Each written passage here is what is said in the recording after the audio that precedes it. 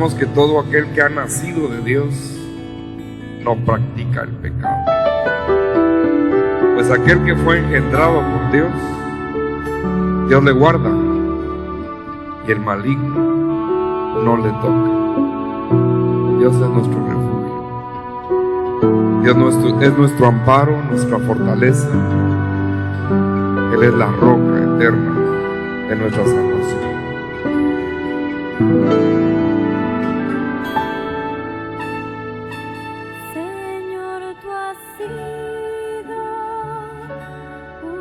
Sembradores de la Buena Semilla presenta Historia de la Iglesia de Cristo. Séptimo período. La Iglesia actual. Del año 1900 al 2011.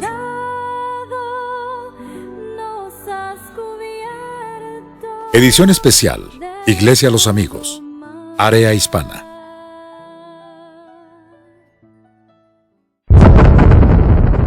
Capítulo 4. Conflictos mundiales y la Iglesia. Tema 4.1. Nueva etapa para la Iglesia y el mundo. En el siglo XX, la Iglesia entra en una nueva etapa, en varios sentidos. La tibieza y la riqueza material de la analogía con la Odisea serán más notorias a partir de la segunda mitad del siglo, haciéndose más fuerte conforme avanza el tiempo y surgen movimientos modernos. Desde el principio del siglo, la Iglesia está efervescente, abriéndose nuevos caminos al Evangelio. Además de la división doctrinal que causó el naciente pentecostalismo, los teólogos tradicionales han tomado dos caminos: el fundamentalismo, basado en la infalibilidad y autoridad de la Biblia, y la teología de la crisis, como respuesta al sufrimiento causado por la Primera Guerra Mundial. La Iglesia y el mundo entero han entrado en una nueva etapa: la modernidad, el humanismo, la industrialización, el reacomodo de las fuerzas de poder. Esto siempre trae consigo conflictos, guerras, y las guerras muchas otras consecuencias.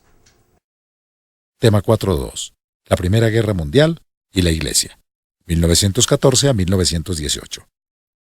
En primera instancia, la Iglesia evangélica abogó por la neutralidad y pacifismo. El cambio de tecnología, de armas y estrategias modernas causó 7 millones de muertes, sobre todo sobre la infantería de los ejércitos, que prácticamente fue carne de cañón para estrenar las nuevas armas. Cuando en 1917 Estados Unidos entra en la guerra, se convierte en guerra mundial. Las iglesias poco a poco van dejando su pacifismo y se unen alrededor de sus gobiernos. Los Amish, los amigos, menonitas y anabaptistas mantuvieron su firme posición pacifista. Tema 4.3. La peste de 1917-1918.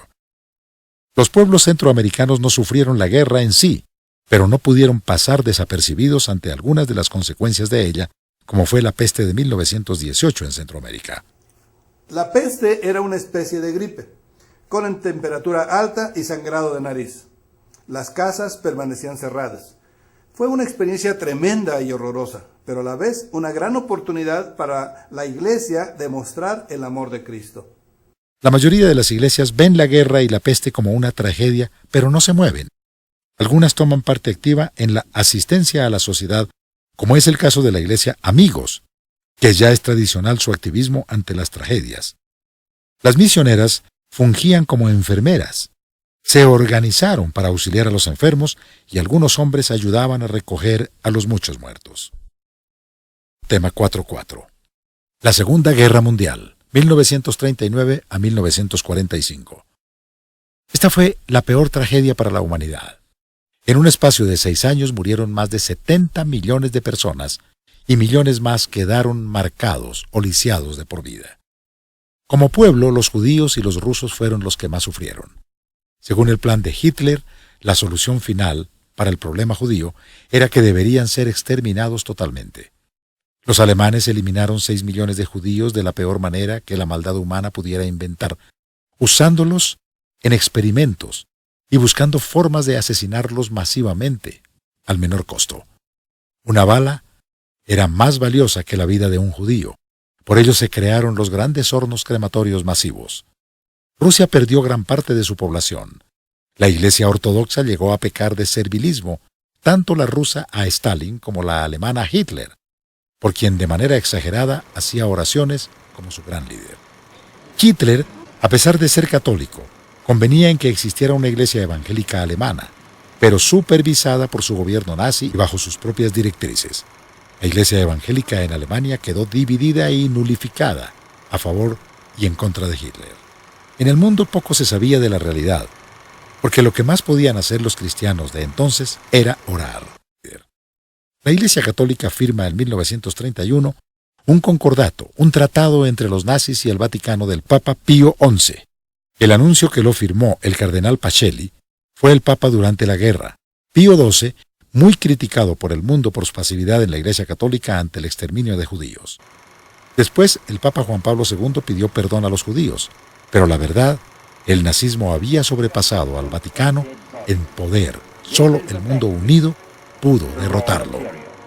Algunos sacerdotes y católicos, a iniciativa personal y bajo su propio riesgo, salvaron a miles de judíos, ocultándoles o ayudándoles a escapar a otro país. Hay muchos casos documentados de sacerdotes y particulares, como el católico Oskar Schindler, que compró a miles de judíos, y el pastor protestante Dietrich Bonhoeffer, fusilado por participar en un complot para parar a Hitler. Para no sentar un precedente, renunció a la iglesia.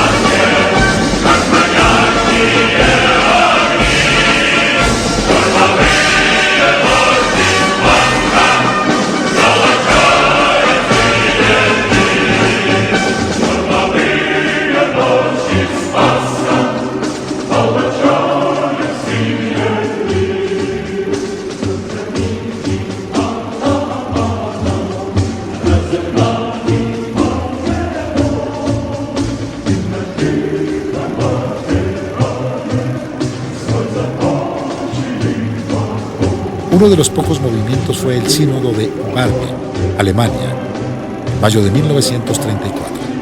Un esfuerzo por evitar que la iglesia confesante de Alemania se convirtiera en nazista protestante. Fuera de estos casos aislados, como iglesias institucionales y a nivel mundial, poco pudieron hacer, salvo como en la primera, proclamar y orar por la paz y declararse en contra de la guerra. En 1944, los japoneses aliados en Alemania atacan a Estados Unidos en Pearl Harbor. Le obligan a entrar en la guerra. Ya nadie podría decir no a la participación americana en el conflicto. Tras Estados Unidos, México, Colombia y otros países declararon la guerra a la Alemania nazi. Argentina y Uruguay permanecieron neutrales casi hasta el final. La guerra terminó con 2 bombas en Hiroshima y Nagasaki, Japón, matando de 2 tiros a más de 150.000 personas. Inicia la era nuclear.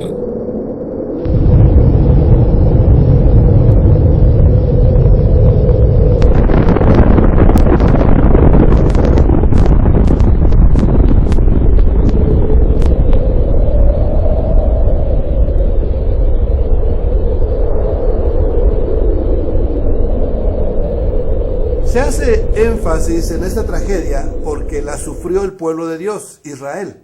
Porque en su tiempo los gobiernos y la sociedad inclusive no hicieron en su inicio nada para evitarlo, se dejó correr. Porque los cristianos se mantuvieron pasivos, no estaban preparados para enfrentar el desafío que Hitler representaba. Se dejaron llevar por la corriente que confundía el nacionalismo, la teología y la política. Esta experiencia debe ser una lección que nunca debe ser olvidada, sobre todo en los tiempos finales.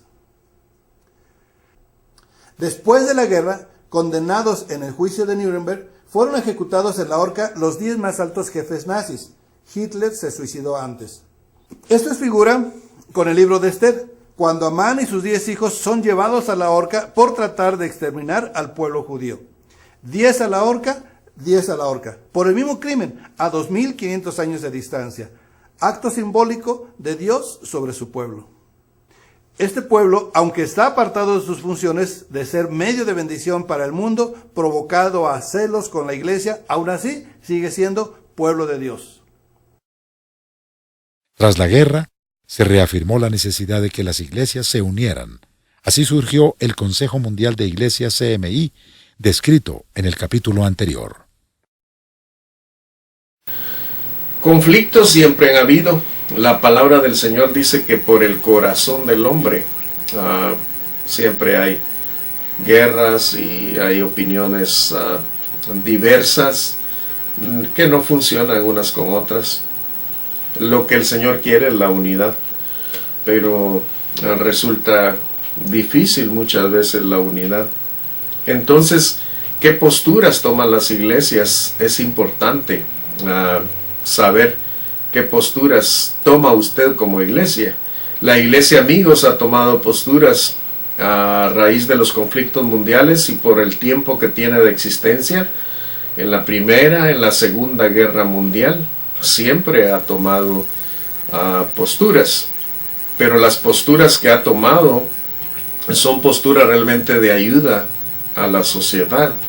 Son posturas de enfermeros, médicos, comida si es necesario, abrir las puertas de las iglesias, de los colegios, de los seminarios, de los institutos, para que la gente se pueda albergar si ya no tiene a dónde albergarse. Han puesto banderas blancas para que no sea bombardeado esos lugares, como diciendo aquí no estamos de ningún lado, estamos en medio, no tenemos color o bandera política y lo han respetado. Un ejemplo grande es Chiquimula, Guatemala. Es reconocido el Colegio Evangélico Amigos de la ciudad de Chiquimula. Con la Segunda Guerra Mundial, Guatemala estaba ayudando a los aliados en aquella época, pero respetaron. Ni siquiera una bomba o algo cayó en las instalaciones del Colegio Evangélico Amigos en Chiquimula y la población lo reconoció. No así en otros lugares, lastimosamente, aún iglesias pues reconocidas ahí en la ciudad de Chiquimula. Y así podríamos mencionar. Entonces, los amigos sí tomamos posturas en los conflictos mundiales, pero lo hacemos en sentido de ayuda directa a las personas. También tomamos posturas de ayudar no solo a los que están de un bando o de otro. No, nosotros realmente, si pertenecemos a un país que está peleando, porque estamos hablando a nivel organizacional, estamos hablando a nivel general. Si hay un país que está peleando con otro, y los del otro país son los enemigos, la palabra del Señor dice que ayudemos aún a nuestros enemigos.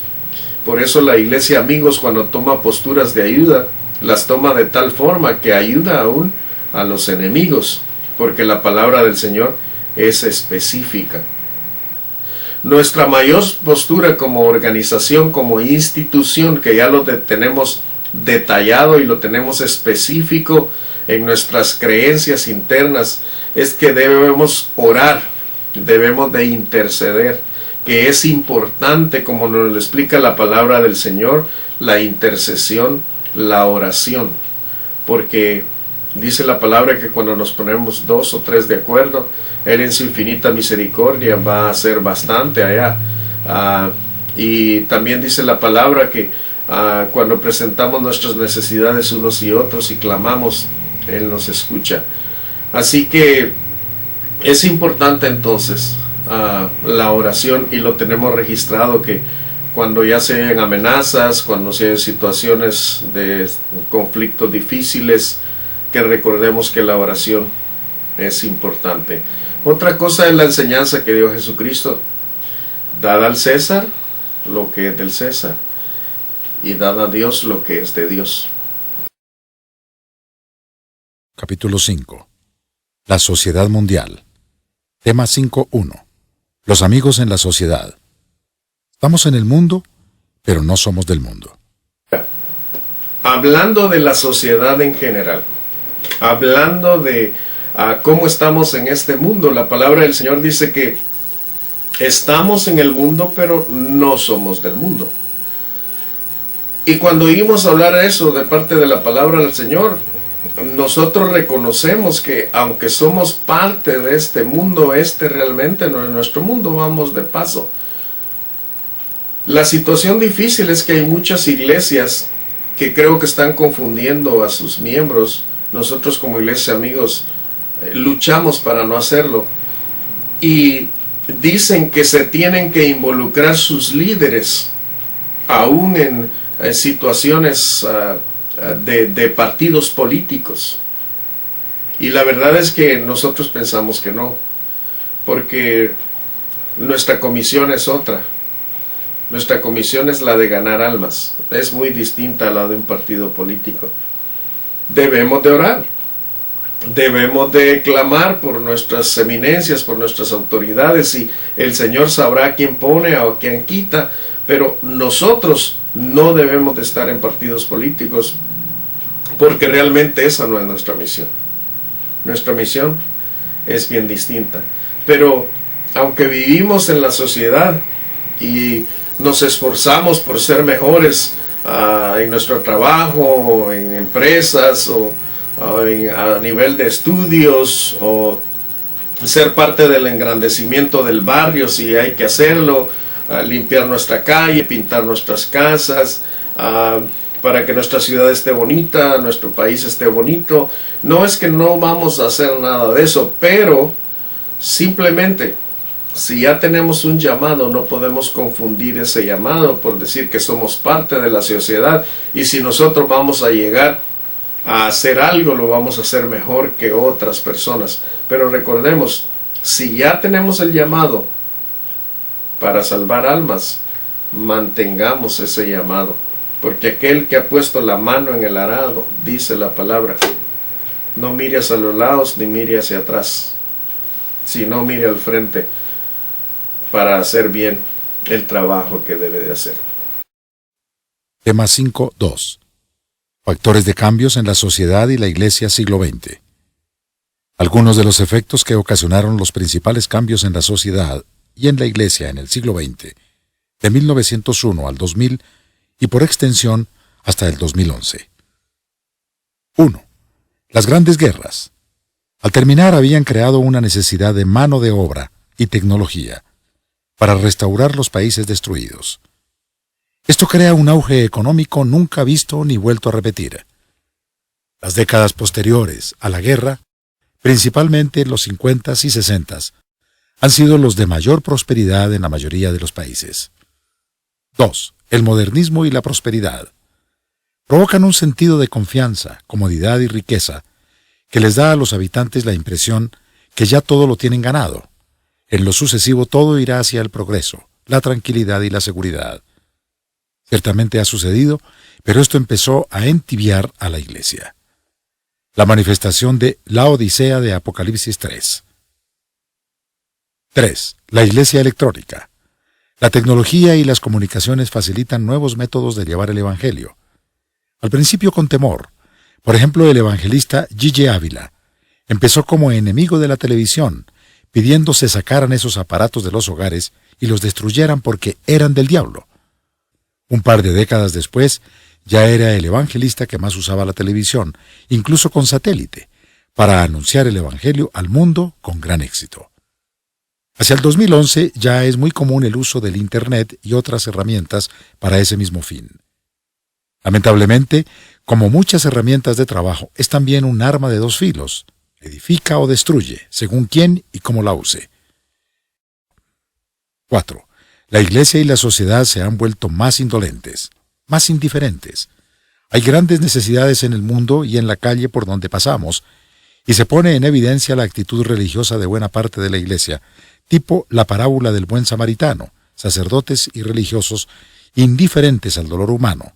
Solo de vez en cuando aparece un buen samaritano. Ya pocas iglesias hacen labor social. 5. La Biblia y la oración se saca de las escuelas. Algo que había caracterizado a la sociedad americana y su gobierno era el respeto por Dios. El mismo Congreso de los Estados Unidos en su origen tenía su devocional diario antes de iniciar labores. En 1782, este Congreso aprobó la siguiente resolución.